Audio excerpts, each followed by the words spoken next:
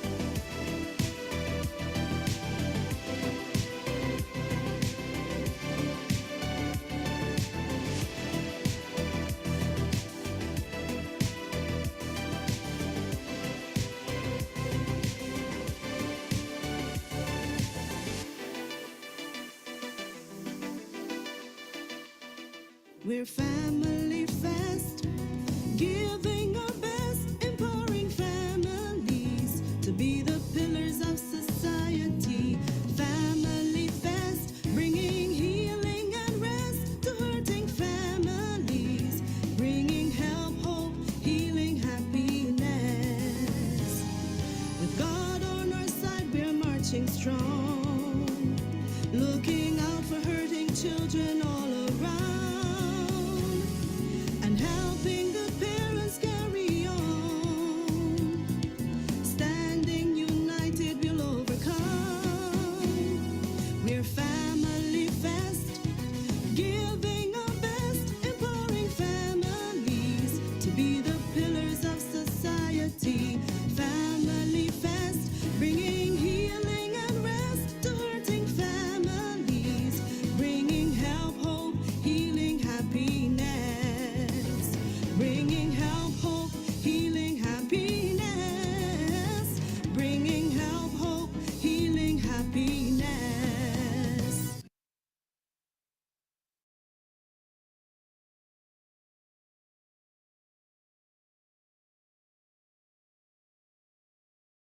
Good evening and welcome to Family Fest Barbados 2024. We are here this evening looking at the topic. We're going to have a discussion and our focus is going to be parental alienation in real life. So we're looking at a case or cases of real life abuse, heartbreak, and the pain during marriage and after divorce or after a breakup. So our discussion last week looked at the clinical understanding of parental alienation. We want this discussion to take the form of looking at practical cases of parental alienation within the family.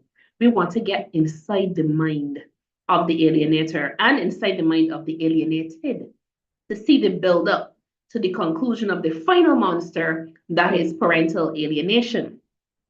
This discussion is going to take a practical and real life look at cases and scenarios. You see these lovely gentlemen here with us. So we're going to be putting parental alienation under the spotlight.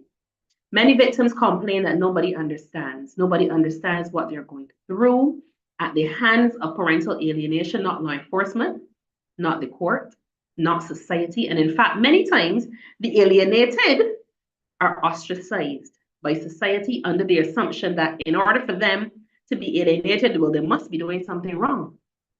It is this type of ignorance that this discussion is aimed at dispelling. While we don't want to paint every case with the same brush, it would be useful to have an honest, real, and practical look at the truth of parental alienation in practice. And joining me here this evening, two handsome gentlemen. So ladies, this is our ladies' week. Well, I love the fact that we are hearing from two gentlemen this evening. So here we have with us Mr. Cornelius Bartlett and Dr. Ronald Chase. So I'm going to give you a moment, gentlemen, to tell us a bit about yourselves, why you are here, and the perspective that you're able to bring here this evening. And for those of us who joined on Tuesday, you did see Dr. Chase already, but for persons who are joining us for the first time, just give us a little reminder of who you are and why you're here. So shall we start with you, Dr. Chase? Surely, this is a change from last time. But Yes. yes, I'm a general adult psychiatrist. I work in the public system. I've worked at the QH hospital and currently at the psychiatric hospital. I work with adults and children alike. Spent a lot of time in the children's and child and adolescent mental health clinic at the psychiatric hospital as well, Right. and with the juvenile court system through the juvenile drug treatment court. I'm a father, I'm a Christian, and I also mentor some young children as well within the church family. So I see this and have interaction with these persons on a daily basis in the church and outside of the church as well. Okay. And I do believe that the youth is always the next generation. So the youth is always the future. And we need to protect the youth in order to protect our future. Beautiful. Thank you so much, Dr. Chase. Over to you. Yes, good evening, Good evening. Lisa. Good evening, listeners of yours. My name, as you would have heard, is Cornelius Barley. I happen to be the chairman and founder of Family Fest Barbados, but I'm also a family advocate. I take a personal interest in human behavior, such that as a hobby, one of the hobbies I have is actually the study of human behavior. Because of what I do, there are lots of people who contact me and share some really heavy and sad stories with me. And this whole issue of narcissism and parental alienation especially caught my attention. So while I'm not like my esteemed colleague here who actually is working in the field clinically, Yeah. I would say that I operate more from an armchair basis, and I'm actually privy to a lot of the most recent research done overseas. So those who are listening in tonight will get a chance to get a bird's eye view into some of the most recent research on the topic of narcissism and, of course, parental alienation. I believe that a lot of people don't know better because they don't know better, and I'm extremely excited always to get involved in any public forum that is going to unpack and uncover and shine the spotlight and put under the microscope topics and issues, I guess. So that's me in a nutshell. Yeah. All right, gentlemen. So as I said at the beginning, this evening, we're focusing more on parental alienation. And just in case any persons missed anything from before previous sessions, one of you can just give us a brief description. What is parental alienation? So when we get into the discussion, they have that foundation. What would you describe parental alienation as? Simplest form. Okay, parental alienation. Parental alienation is really a family dynamic that involves a child alienating a parent. Now, that is not to say that each time a child alienates a parent, that is parental alienation. Because you may have a child, for example, who is under some sort of physical or sexual abuse, and that would be a legitimate cause for alienation.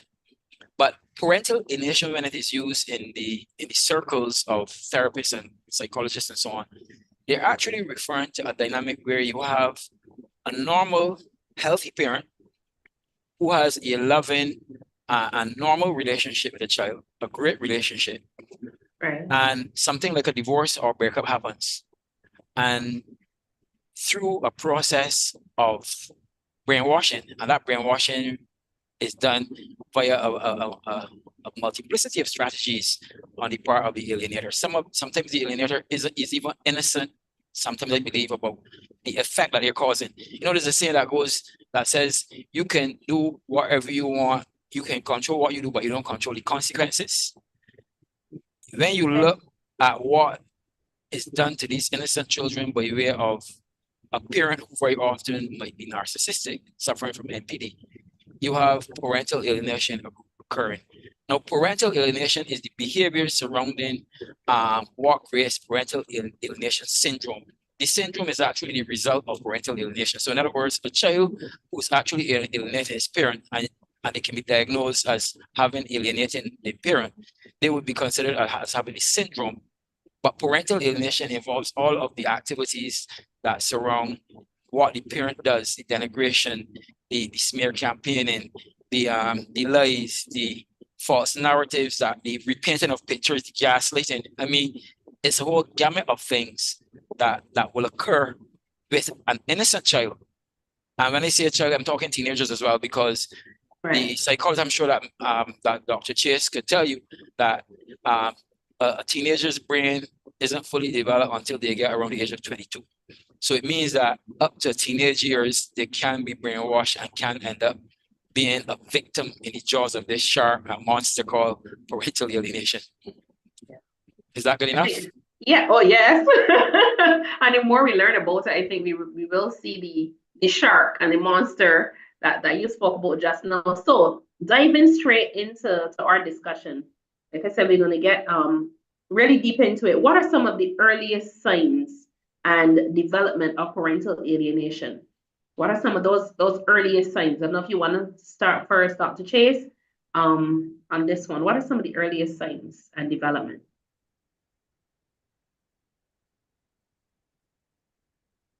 You're muted. Just remember to unmute. Yeah. Yes. The earliest signs of parental alienation is the changes you may see in the child. Okay. And it usually, as Cornelius was saying, sometimes occurs after a breakup of the parents. And you start to see what people would say bad behavior or disrespectful behavior. They start to become, how should we say, rude in terms of talking back, very entitled. They Oh, feel themselves as entitled. Because they start to take on the persona, some of the behaviors of the parent who is alienating, who is pushing the parental alienation, mhm. because that parent is now the favorite over the parent that is alienated. So Right. they start to look up and revere that parent, and some of the traits that you will see in that parent, you will start to see within the child. And they become very boasty. Another reason is that to be the favorite parent, you have to go on above and beyond the other parent. And sometimes that, or usually, not sometimes, usually that means that the parent has to be very slack with their boundaries. Okay. Be very, they will give the child, spoil the child basically. Um, love me, I'm the best parent. Mm-hmm. Look what I've done for you. Look, me, this environment. When you're with me, you have the best time. You get to do this, da, da, da. So that as well fosters the entitlement, the other behaviors, the disrespectful behaviors as well, because you let discipline slide. Mm. And because the other alienated parent now will be seeing this and they're trying to rein back in this child when the Right. child is with them, and these behaviors and set boundaries. But by doing that, unfortunately, They're they the bad feed guy into then. the narrative of the parent doing the alienating. Um, no one would want to say, well, every child that may have a negative interaction with one parent versus another parent, you have to be careful that you're not, as Cornelius said, not all alienation is parental alienation, because some alienation is as a result of something other than a parent Okay. brainwashing that child and putting Mm-hmm. those things in their head, such as abuse. And I don't mean just physical or sexual abuse. Neglect is also Yes, abuse, that's right. right? True. So these things may also be the reason for a child favoring one parent over the next.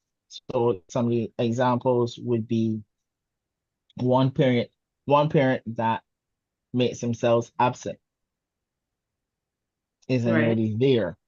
And the other, despite the other parent calling and saying, Rachel, Susan wants to spend some time with you. I have to work this weekend. I can't do this. So then when the child is young, the child wouldn't understand. But over years, as the child gets older, the child starts to realize, well, this parent don't really want me around. This parent don't really want to be in my life. And they also will start not asking for that parent, not asking to go by that parent. So as Cornelius was saying, you have to be careful. Not all alienation is parental alienation. But with those children, you don't get the disrespect, the general disrespect and that entitlement you will get with a child where there's parental alienation going on, because the child is generally respectful, but is maybe angry, yes, but toward the parent, the particular parent, for not fulfilling what they think they should do. So there's but there's still a loving connection there with the child, with the parent. The child still has that loving connection and longing for that parent to be involved, versus a child who is in the parental alienated situation or syndrome. The child is fed such negativity. And as I said in the previous session on Tuesday, not just by the parent, it could be by the parents, other family members, the extended family, the cousins, the aunts, the grandparents, whatever. They're start feeding that child has such animosity toward their parent that they don't even want. There's no longing for that, and in some cases, they never like them anyhow. It was never, you know what I mean? They forget if they had a good attachment before. They forget all of that. They just see the negative, and they just divorce themselves from the negative. Okay, so we had some early signs here from Dr. Chase. So Cornelius, tell us some of the early signs that you've noted in your research. Well, how I would approach this is that, interestingly enough, the early signs start long before they're seen. So I want us to think of the root of parental alienation has to do with seeds that are planted. So if we can visualize that, and let's paint a real scenario. We're talking scenarios, let's talk scenarios. So you have, by the way, before we talk scenarios, I also wanted to add to what Dr. Chase was saying, that parental alienation actually occurs sometimes even from some cultish type organizations, where the cult leaders can sometimes take a child and get a child, say them with an aunt that might be in that organization, to go against a parent who, I mean, there's so many complicated scenarios, but just remember that it has to do with a child. Whatever the source is, doesn't matter. It has to do with a child who chooses to reject and alienate their biological parent, or their parent for that matter. Right. Okay, good. So let me go on now to the whole the genesis of what I have found. So a divorce occurs, or a breakup, because some people are common law. Yeah. I don't want to leave out those, because family is family. And you get, for example, a parent who may very often be a female. Sometimes it's a male as well. So I'm not going to do any picking on any one parent, but we know that in Barbados, for example, most times females get the children. Okay. Now, if that female is suffering from narcissism, because a lot of times people who are not narcissistic will always sacrifice themselves for their children. Remember the Bible story where Solomon had a decision to make between two babies? I actually remember that recently, and I said, you know, it took the heart of a mother to go beyond thinking about herself, saying, no, let her have that child. So what happens, right, is that when a breakup happens, there is an axe to grind, as it were, by the parent very often who gets the children in their custody. And that parent, subliminally and consciously as well, sometimes, it's a combination of things, plant seeds in the mind of that child. So let me put it this way. it happens not only from, because the parent doesn't tell the child not to have anything to do with his father or his mother, you know. That's not how it works. How it works is that parents sometimes play a victim falsely. So parents sometimes go and they cry on the shoulder of that child, which is inappropriate, because what you're doing now is you're putting your burdens on a child and having that child bear your burdens. And eventually what happens with all of the lies that you would have told, the smear campaign, sometimes the child goes to visit the parent. And when the child comes back home saying, I had a great time with mom or dad, that parent goes into a rage. That child soon learns, no, I'm not supposed to have a good time. So the child starts coming and say, when I went by dad or mom, it was toxic. I heard of one case where a man actually was so shocked, because what it does to the alienated parent is that it puts you in shock, because you would not believe that this child came by you and spent a week or 2 weeks, had a fantastic time, had a blast. You went to dinner, you went to the beach, you played games, cricket, football, rounders, whatever, if it's a boy or girl. And the child goes back into the environment with the alienated parent, and the child changes the narrative immediately. So what it does is it sends the alienated parent into a tailspin. And in one case, an alienated parent showed the child pictures proving that, but you had a good time with me. And the child said, I was faking it. I wasn't really happy. Yeah. You look shocked, Lisa. Because I'm here saying this breaks the heart of the alienated parent. But that is exactly what one of the psychologists said overseas, that it is one parent giving the child permission to break the other parent's heart. So I'm glad you used that example. Wow. And I'll tell you something. The research that I saw, right, it is staggering. These children, and I don't want to get too spiritual, but you can't help being spiritual because we are on a spiritual platform. I mean, the entire world is based on spirituality, whether we want to accept it or not. It seems pretty much to me from where I sit like it is a demon. Because I was looking at all of the research from all overseas and all across. I think Italy, they do some work as well. And I was wondering, how is it? And I want anybody who's listening now to answer this, maybe send me a message. How is it that all of the children who are caught in the web of parental alienation are all behaving the same way? They are extremely disrespectful. They are ruthless to the parent that they're alienating. They seem to blank out all memories of the good times they had for the 5, 10, 15 years that they had with the parent before. And one of the features of parental alienation is that a child who normally is ambivalent, meaning that they see both parents as sometimes good and sometimes bad, they like and dislike certain things with both parents.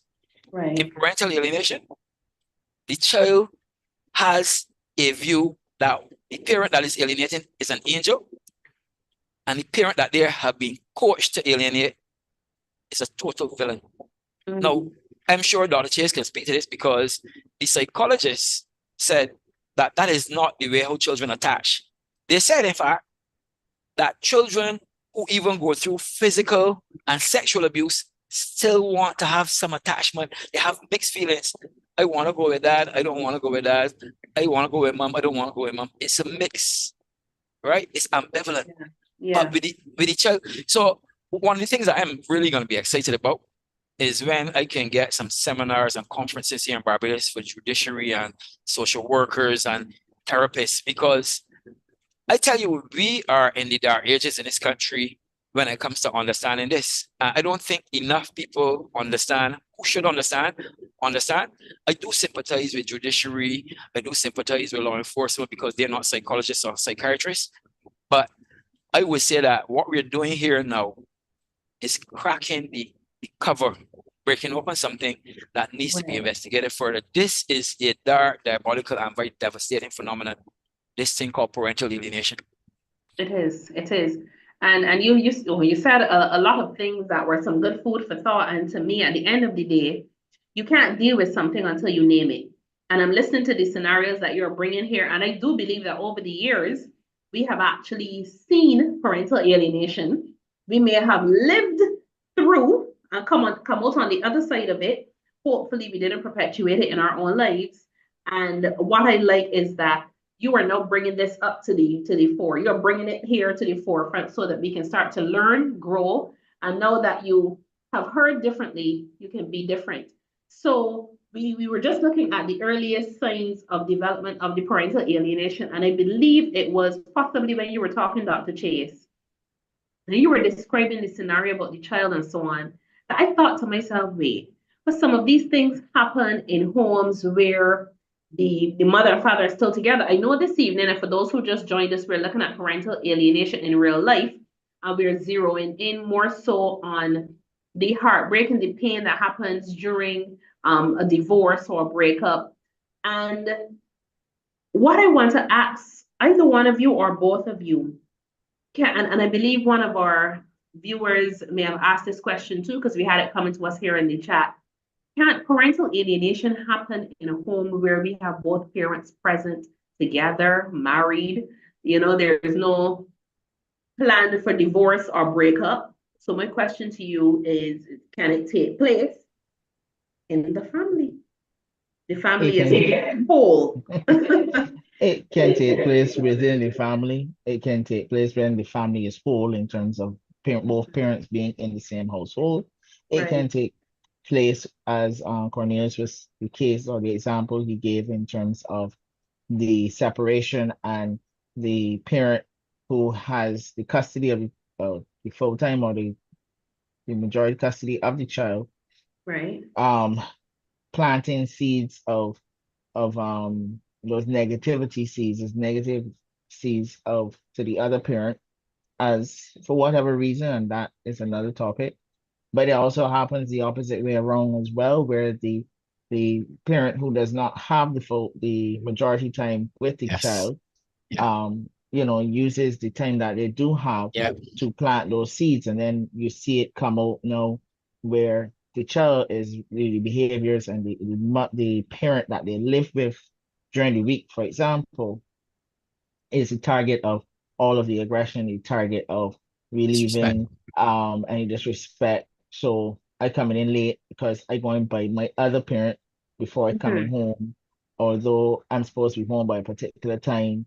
And there's a lot of there. And within the family unit itself, when both parents are inside, I find it is not the parental alienation that happens then is usually not um intentional. Right. I was Um, actually going to ask that next. So handle it, yes. it's not usually intentional, and not say it can't be, but not Mhm. usually intentional because it comes back sometimes to the personality of the person, as we were Right. speaking about those narcissistic traits, where I have to be viewed as the best, and I have to be viewed as the best of in everything. And even although my life partner is in the same house, I have to be the best when my child's are the best parent above Mm. them. So then it comes out subconsciously in terms of some of the things that are said, and the children will pick up on it, whether it's said in the presence of the children or what you think in their absence to the children directly or even to the parent themselves. So it can happen in any scenario. As I also said, it is not limited to just the mother and the father. Right. The other adult extended family sometimes play a very important role in there, because if you have the dynamic where um the aunt, the cousin from the maternal or the paternal side doesn't like the The mother other or the side. father, Yep. you know, you will have some comments being dropped, that we will and children will pick up on it, and you will Mhm. find some children will react to it because they will say, "Well, I keep going every time you open this Uncle Harry open his mouth, dropping something bad with my father or whatever," and so that is when it is happening, but the syndrome has not occurred because the child Okay. is not feeding it, is not taking it in, ain't gulping it. The child is rejecting it. The child is recognizing you got a agenda here. Because every time I come by you or every time you come over, you gotta be telling me something about my mother or my father, whatever. Right. All right. That extent, and then you will find that child trying to shift that individual. So that is when things are not when they're not feeding and sipping the Kool-Aid, Okay. right? but it can happen surely within the family unit. Okay, Surely. In and fact, give some food for thought. We need to be really cautious then when we're in that family unit, what we do, what we say, and so on. Yes, Cornelius, you want to add some more? yeah, I wanted to say that, a lot of parents out there are doing some or putting down some alienation strategies without realizing it out of ignorance. Yeah. And it works best, families work best when parents get together and have rules, game rules by which they play. So, for example, if we have something that is inappropriate, that is not child appropriate to discuss, let's discuss it privately. That is what used to happen with a lot of parents in the old days. But what you find now is you find a lot of some narcissistic traits that are competing within the household. And as Dr. Chase was talking, I was thinking about the word that I would like to hear, jealousy. You have some parents within homes that are jealous of the kind of relationship that the other parent have with the child. They're jealous of the other parent's achievements. So you find that the denigration and smear campaign starts while you are in the home. And a lot of people who end up in divorce can actually give you horror stories of the actual denigration of their own character, the disrespect that their children were taught to have towards them. Right. Now, I'll tell you this, that while we're having these kind of discussions, I want persons who may be going through it, because some people haven't gone through it yet, but they will go through it and they'll remember this discussion or these discussions. True. I would want persons to become more self-aware and self-conscious of this dynamic, so that if it starts to raise its head in your environment, what you need to do is to make sure that you don't fall in the trap. Because very often when you have a household that is where you are living in the household, you find that a lot of wars break out when the children are being used as pawns.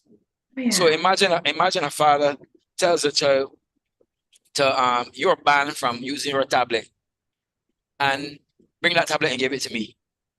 And then the mother might, or it might be the other way around, or the mother might take it away and the father might, it can work both ways, give back the child the tablet. Right. What you're doing is you're planting seeds in that child's mind that you care about the child and love the child, and the other parent does not. Children very often cannot decipher anything more than what they want. Children, by nature of being underdeveloped mentally and intellectually, will favor who is giving them what they want. When they become mature like us, they start to look back and say, I had a good mother and a good father. I was doing real foolishness, and I thank God for the mother and father that I had. But until then, you are actually turning that child into a creature that could actually alienate the other parent. So that's why you see that parental alienation starts earlier than we think. Right. What we do is we see after the divorce the manifestation, but I can guarantee you that maybe the majority of the cases, the seeds of that parental alienation was planted a long time. Because a lot of human beings get married to other human beings, and a lot of these other human beings, we all have our baggage. Everybody comes with their suitcases with any marriage. Yeah. And some people's baggage, actually, when you unpack it, has some very dark stuff in it. And, and one of the dark stuff that you might see in some of the baggage is narcissism. And the truth of the matter is that, and I like to be real practical. I'm not going to come here and get cute and tell you, well, this is the way, this is supposed to be, this is the way, and you could push a button and get this to happen. It doesn't work that way.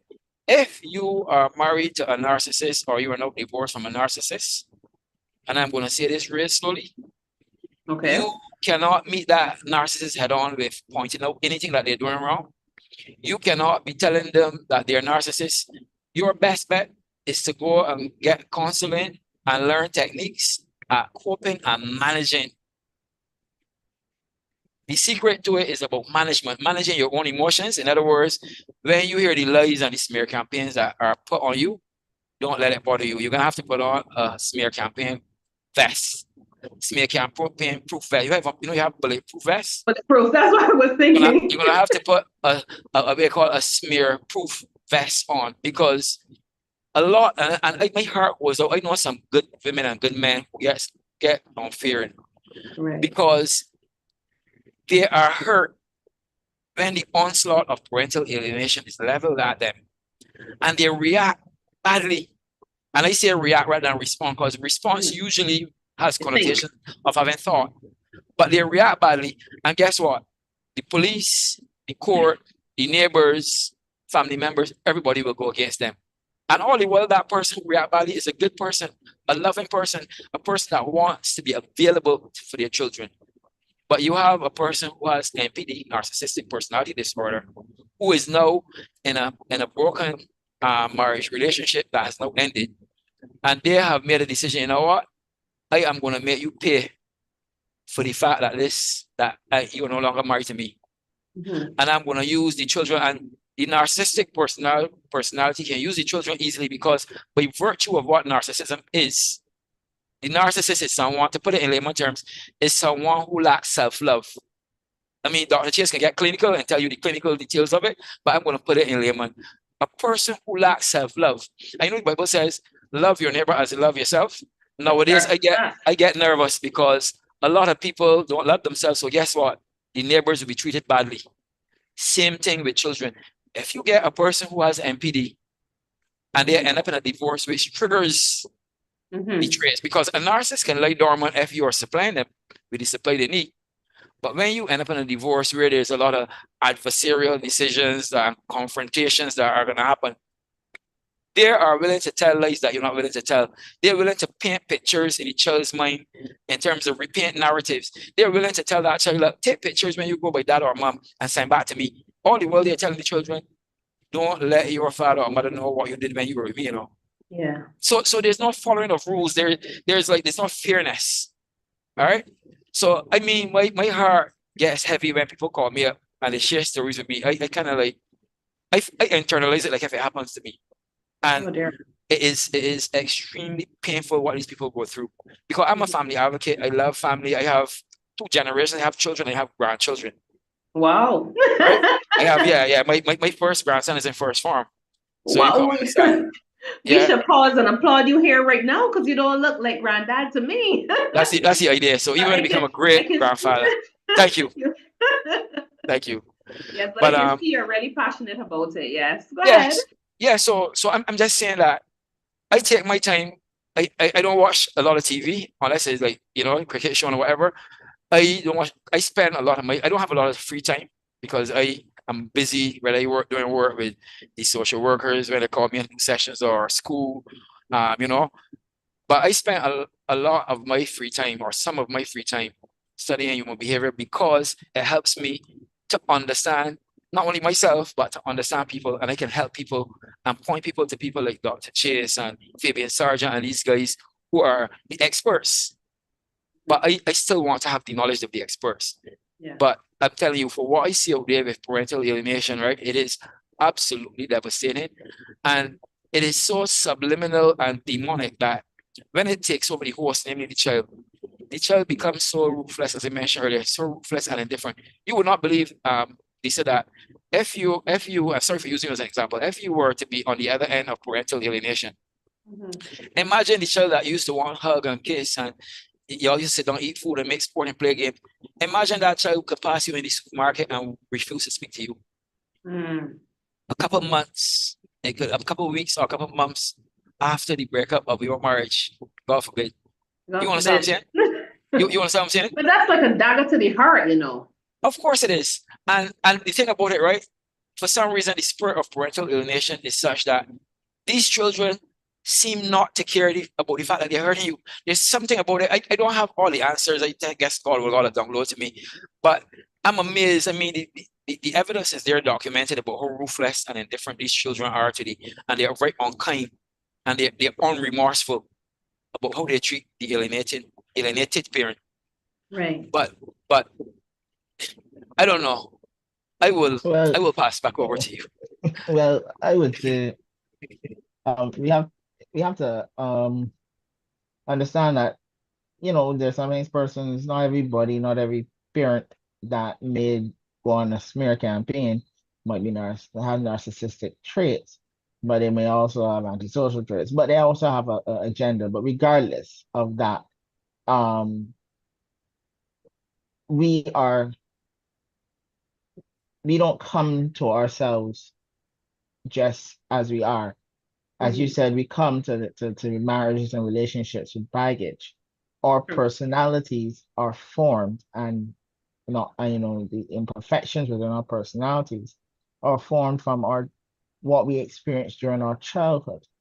So in person who may have narcissistic traits, a lot of times there is a lot of these traits are on the bed of a very low self-esteem.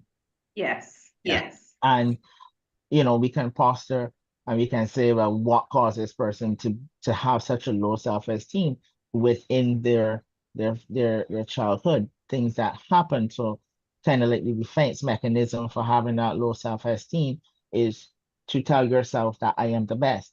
I am the best. Mm. I mean, in some cases, some therapists sometimes try to do that to bring children, especially children and adolescents, out of a depression where their self-esteem is very low. And they have to be careful. Everything in life is a balance. No, so I want persons to realize that, okay, all of us have faults. So even if one of our faults is narcissism or narcissistic traits, all right, the other person may have also some faults in them as well. And that is where the person with narcissism is kind of poke at it, right? But that is not lose focus over the purpose of the family. It's the youth and the children. So when you recognize that your other parent, the other parent is working against you. Mm. So they're planting a lot of negativity. I like the example that Cornelius did because that people might say that is far-fetched, but you have children being agents for the parent that is doing the alienating. So they will come in and take pictures, voice notes, Yes. recordings, you Yes. Yeah. understand? And just feedback information when they go back. And it forms it's kind of how they also keep connected, or they then get that connection. But mommy or daddy, when they went by mommy or daddy, this is what you see, and that forms the narrative and the talk and the bonding starts to happen then too. But I want persons to realize that the focus is on the child. So if you are the alienated parent, you are not you're as Cornelia said, it's not about confronting the person and telling the other parent, well, because that is not going to be fruitful. That would only end in you becoming more frustrated, and the person that is doing the alienating, the parent that's doing the alienating, will make sure that one or all of those conversations occur in the earshot of the child and be able to manipulate Mm. it, right? When you're not there, then they manipulate it. But as I said, as the alienated parent, your focus has to be on your child and Mm-hmm. your Yes. child, and your role as a parent in that child's life.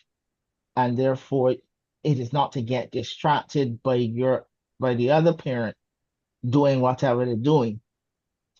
It is holding strong to, this is my role as a parent, and I'm going to do it. Now that gets complicated when children start to get very disrespectful and sometimes violent. And this is where Cornelius is saying, we at that point, or even before that point, in preparation for that point coming, you need to really seek some counseling in terms Yeah. of having some strong coping strategies, um, and in that as well, getting to know yourself, your positive and your negative self, Right. and being comfortable with that. Because my grandmother would say, nobody can make you feel shame except yourself, right? Okay. So you they may say whatever they want to say, but if you take it on, then you will start to feel ashamed. But if you know, well, this is not me, Mm-hmm. you you stand confident in the truth. If you say, well, yes, I have it, that is one of my negative traits, I'm aware of it, I'm going to work on it, right? Right. Because it is about the child, because the child, whatever you do and your reaction to these situations, your child is watching. And regardless to what they may see and how they may react, they are looking for you to validate what the other parent is telling them, to pull away, to treat them harshly and do these things. That is not necessary. Continue Mm-hmm. to do your role. I'm not saying no, if one parent buys some Jordans, you're gonna buy two Jordans and get a child See, I'm a better parent. No, you're not playing that game. Mm-hmm. Keep what you know and also keep your boundaries. And the boundaries and the discipline is always going to be for that child's betterment. For the parent doing the alienating, Mm-hmm. that again, your focus should be on your child. It does Yes. not benefit your child that you love, that you want to love you so much. Does not benefit your child for you to be at war with the other parent and you using your child to propagate this war. It does not benefit because what does the child get from that? The child Mm-hmm. learns how to be devious because you gotta learn to be devious to take a covert picture and video and Yep. record, right? To lie. Mm-hmm. You're teaching the child that you are to hate Mm-hmm. persons. Yeah. Is that what you want to teach your child as a parent? So then you're also teaching your child, okay, well, like how me and you in collusion, child goes to school and gets a friend. Oh yeah, you don't like Tom. Yeah, you talking to Tom? No, you can't talk to Tom, be my friend. Or somebody do Yeah. something to talk to your friend, and okay, they do nothing to me. Your friend might have been even wrong. But you know what? Tom don't like you, or you don't like you. All Are you right. gonna go Mm-hmm. on, are you Yes, gonna go they on call it attack? taking it for a rage. Right? You're Mm-hmm. teaching. So Mm-hmm. remember, Excellent for point. both parents, your focus is as a parent on your child. So you may have your own grievances, fine. And for those parents that are in the same house that are still in an active relationship, the same holds true. And actually, more importantly, for you that are in the same household, because your children are looking and will model the relationship you have with each other Right. in their life when they get older. And it is their time to be married and have children or be in a relationship. Their concept, their Yeah. schematic, their idea of what a relationship is Mm-hmm. what they see. So if you portray negative things, that is what they will expect. That's what they see as the norm. That is Yeah. their accepted norm, and that is how Mm-hmm. they think they should behave and how they should do. And this is where persons will refer to as a generational curse. Mm-hmm. Because I learned it from my generation, I live it, my Mm-hmm. children see me live it. I am the first role model of my child, and I live it. And it goes on from generation to generation. So Yes. similarly, as they say, physical abuse, um, if you are abuser physically of your spouse and your children see that, they become angry and also be probably physically abusive to them as well. They go on and they have a higher chance of abusing their spouse, Yeah. their children, and it goes on and it goes on Yeah. and goes on. And similarly, with persons who may have who has a narcissistic personality or those traits, similarly, that will also filter through generations Yeah. like Well, a curse. well, So keep in mind, we are parents. Whether we like each other or don't like each other, we are parents. The point and our mandate by the Lord is to rear our children in what? In His Word. So let us keep, whether you're the alienated parent or the parent doing the alienating, mm-hmm. as an adult, catch yourself and I, Well, realize your focus. well, I you brought. go ahead. Sorry. No, go right ahead. Go right ahead. No, I was gonna say that I endorse. I really enjoyed hearing Dr. Chase, and I endorse because I endorse everything he has said. What I would say as well is that, you know, all the advice that Dr. Chase gave is spot on, but here's the one problem that you have. The one problem we have is that in these scenarios where we are talking parental alienation, first of all, we're going to admit, first of all, that all parents have flaws. Yes, But there are normative flaws, normative. I would say that that's a healthy parent who is normally flawed, but a parent who is extremely flawed, and we would say narcissism or NPD, speaks to you being abnormally flawed. In other words, you're extremely flawed in areas where you must have the worship. You cannot bear being wrong. You have no empathy. There are some times when all of us lack empathy, but the narcissist suffers from extreme empathy deficiency. Wow. Now, having said that, what I would say is that the advice that people like myself and Dr. Chase will give is going to be water off a duck's back with persons who are unhealthy. And let's just describe the normative flawed person as healthy and the abnormally flawed person as sorry, you get me. The person who is extremely flawed is unhealthy, and the person who is normatively flawed is healthy. Right.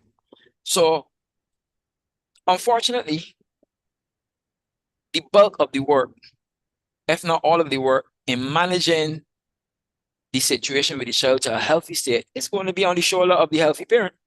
Yes. I mean, it's sad to say, but we need to come to the point of recognizing that this is how it works. Now, having said that, I want to show empathy to all the parents out there who are trying their best, the healthy parents who are trying their best, but making mistakes and missteps, which is why the advice that Dr. Chase and myself give about going and getting help and getting counseling to bring you to a place of strength and understanding who you are and showing up with your A game each and every time. But it is hard.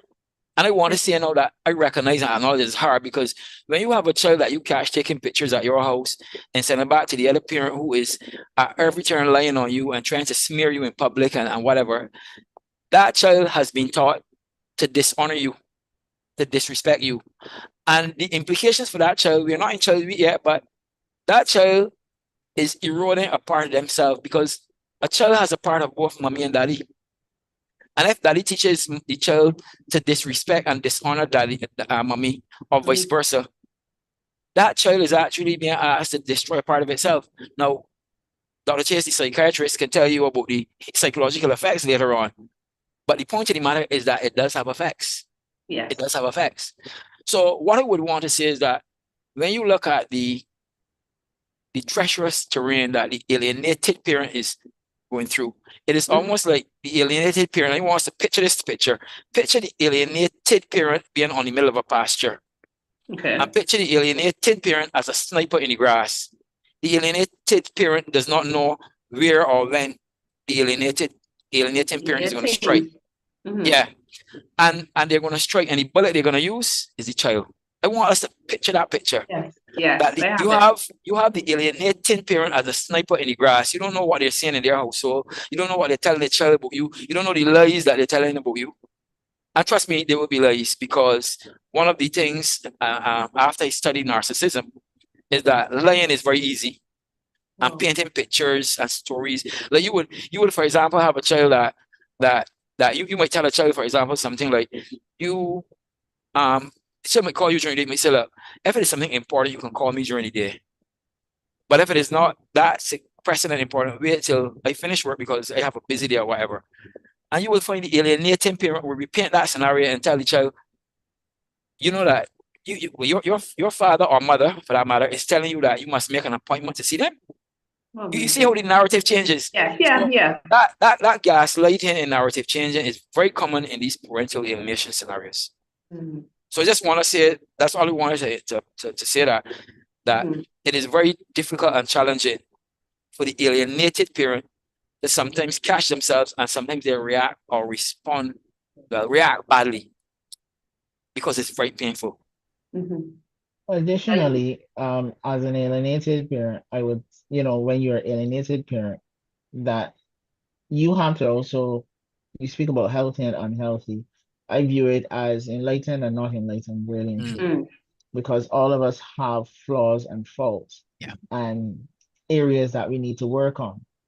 Now, if we are recognizing our areas and we are looking at improving and developing ourselves by working on our weak areas and our negative areas, then I can see, then that is to me an enlightened person, where they are seeing, okay, well, these are my weak points.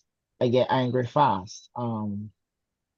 In my speaking with my child, I raise my voice, and that then escalates into an argument. So I need to work on how I communicate with my child.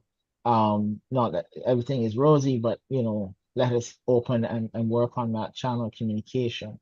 Yes, it is not going to be easy because of what sometimes you are fighting and what you're going against. And yes, the child is going to shut you out sometimes.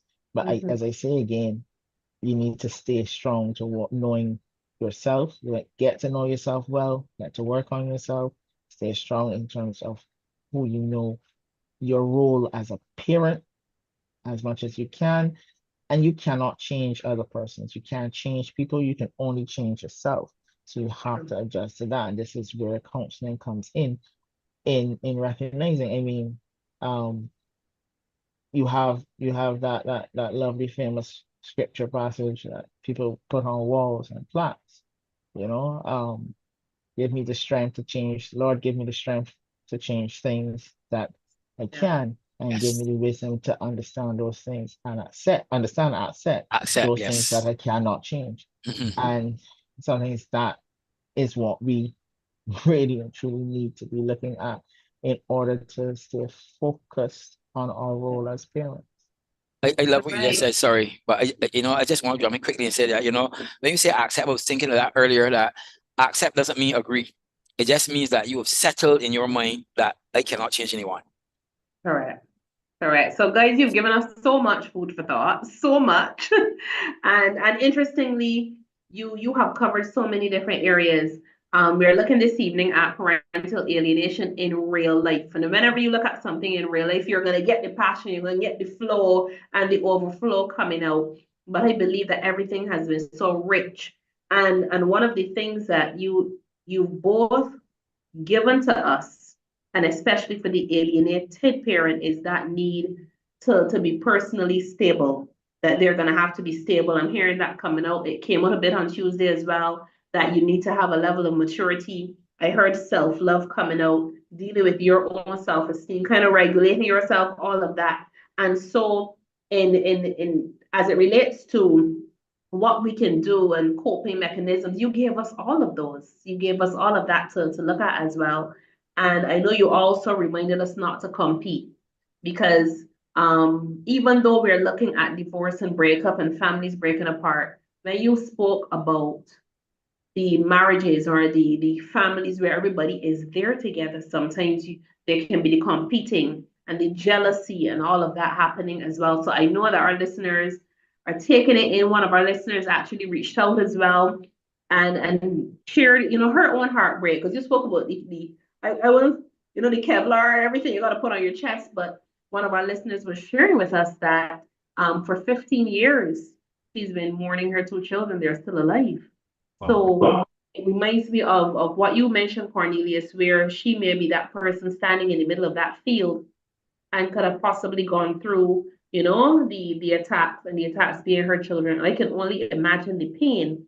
But even though we pray that God would heal and really bring her to a place where she's able to still function, so she doesn't break down or fall apart. And hopefully, our prayer is that the situation would kind of come back together again. So we're coming close to the end of our time together, looking at parental alienation. For those who hopefully you haven't just joined us, and if you did, you're gonna have to go back to the beginning sometime soon. We are understanding what it is. We understand where it starts. We understand the seeds that have been planted. We also looked at ways that we can manage it and navigate, not adopt the behavior, but adapt and be able to still thrive in the middle or in the midst of everything. And I know, Cornelius, you also spoke about hoping that that our law enforcement and other social care services will get an understanding of this, the reality of it, so that more can be done. So my question to both of you, I don't know if you have anything left in you, but I believe you do. My question to both of you, what parting words would you leave with our listeners as we look at parental alienation in real life? I don't know if you're going to speak to the alienated parent, the alienating parent, or if you're going to speak to the child. I don't know, or all three. But this is your opportunity to give our listeners some final food for thought before we leave each other's presence this evening. So who's gonna go first? I know Cornelius, your mic is unmuted. Are you gonna go I'll first? volunteer, Dr. Chase. Oh, he's been voluntold. Okay, sir. No problem. I'm always ready. Um, my parting message is similar to, I think persons will realize that my theme on my for the last two sessions have been on the child Yes. and focusing on the child, letting we as parents, we as adults bring this into perspective that what we do as an adult, the interactions we do, our behaviors mold the children that look up to us, whether they are our own biological children or not. They look up and they see and they will model our behaviors. And we can do great good in their lives, and we can also do great damage. So keep our focus on our children, and this is advice for the alienated parent and for the alienating parent. Let us not get caught up with our own selves.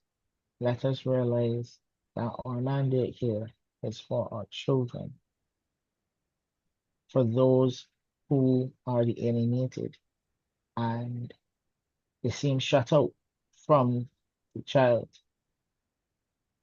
who may even be now an adult. You can't change behaviors, but one thing for sure I know is that the truth always comes out at some point in time. So you just keep living in the truth and in the light. For all of us, whether we be children or adults, I think these sessions should also let us think, even as an adult, were we exposed to parental alienation? Have we parentally alienated one of our parents? And should we have done that? And should we not try to reach out and mend those fences because we are here to love our neighbors as ourselves? How would we like it if our children alienated us? So we may have been the children of the last generation or two generations before and be the victims of parental alienation. Wherever we are today, wherever we say the fence we sit on, let us arm ourselves in prayer to follow the truth and the light for the savior of our youth, our children, and our country. Thank you so much. Thank you so much, Dr. Ronald Thank you. Chase.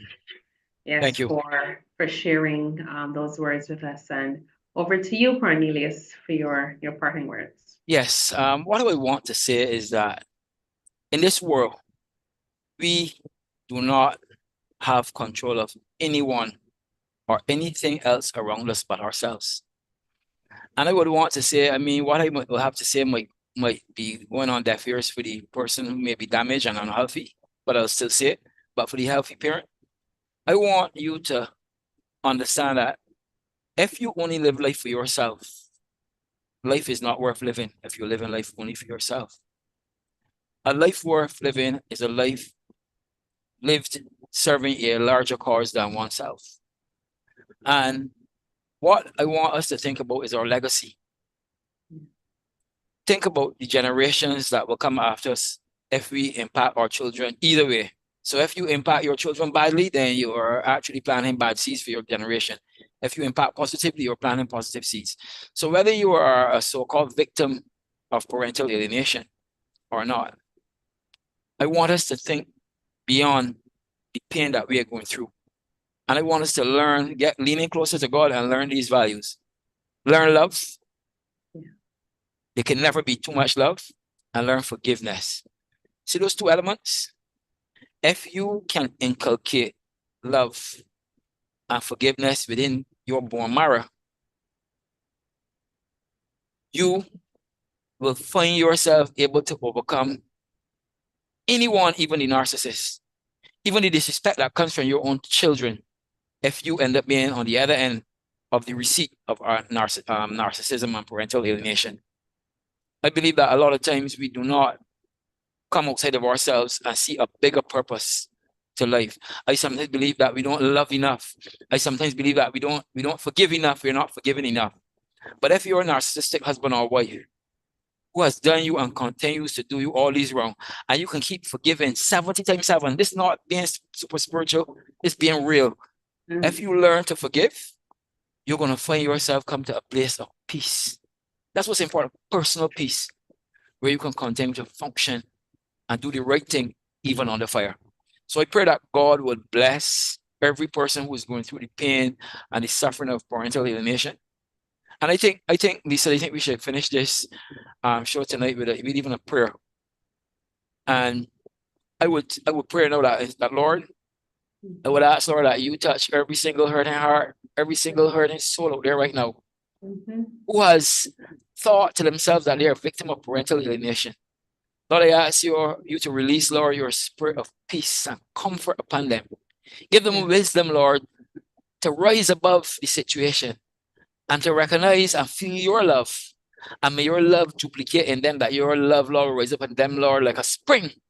And that spring, Lord, will go forth and touch not only their children that is alienating them, but also touch the spouse that may also be the root of the alienation. Lord, I thank you for what you have done and what you're going to do. In Jesus' name, amen. Amen. And I want to leave that there. That's my close. Yes, thank you so much. Thank you. Rich, real, and I think it has really hit the spot. I really believe that somebody has been touched here tonight. And I believe that as this is viewed multiple times, more persons are going to be blessed time and time again. This is Family Fest Barbados 2024. We've been looking at parental alienation in real life this evening. And we had with us Cornelius Bartlett, Dr. Ronald Chase, and these gentlemen really poured out some good food for thought. And we want you to stay connected with our valuable discussions or insights by subscribing to our YouTube channel. You can simply click the subscribe button to stay updated and informed. Together, let's work to empower families in Barbados. So, like and follow us on Facebook and Instagram. You can partner with us as well by investing in Family Fest Barbados charity.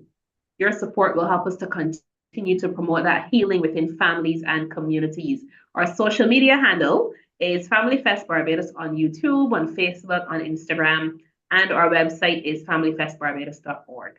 So join us on Sunday, July 14, 2024 at 5:30 p.m. And at that time, we are going to look at hope for the alienated parent part 2. Our focus will be on helping the alienated parent to cope and to manage the alienator and the alienated children as well, or alienating children.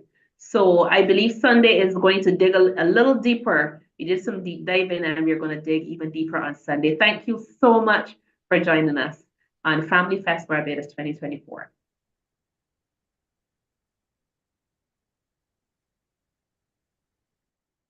We're Family Fest, giving our best, empowering families to be the pillars of society. Family Fest, bringing healing and rest to hurting families, bringing help, hope, healing, happiness. With God on our side, we're marching strong, looking out for hurting children.